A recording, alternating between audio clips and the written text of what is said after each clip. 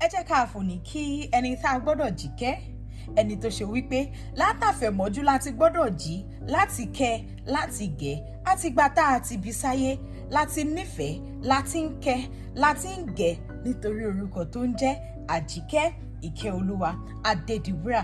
Ọlọ́jọ́ bí òní ó lékúnnú ọgbọ́n ìmọ̀ òye, bí kì í ṣe wá sí ìdíwọ́ fún ọjọ́ láti yọ, bẹ́ẹ̀ ni kò ní sí ìdíwọ́ fún ọ láti débi gíga lágbára Elédùmarè. Ògo rẹ̀ ó tàn, the one who stops everyone on the list of pampering, the one we wake up to pamper, the dearly cherished one, grow in peace, shine in wisdom, and flourish in God's grace. Àjíkẹ́, ọmọ wọn lókè ọlọ́lá lọ́yọ̀ọ́ lé, Ọ̀yọ́ Aláàfin ọmọ òjò pàṣẹkẹrẹ máde ọmọ Àtìbà.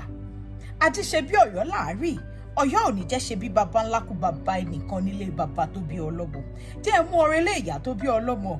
Ìlú olókè bí òkè òsì, ọmọ arójòjò ènìyàn, ọmọ adélé fèjìdèjì.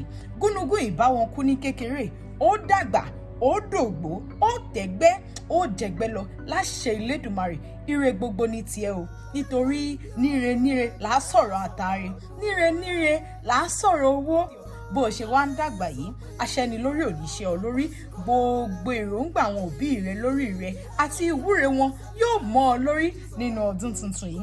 Òjò ìkẹ́ Olúwa ò ní dá, ó mọ̀ rí kẹ́gbà, òjò àánú àti ìbùkún yóò sì mọ ọ̀rọ̀ lé ọ lórí lágbára Elédùmarè. Orúkọ rẹ yóò ṣílẹ̀kùn àánú àti ire gbogbo fún ọ bó o ti ń dàgbà. Àṣeyí ṣàmọ́dún, àṣàmọ́dún ṣẹ̀yìn, gbogbo oríire orí kádùn.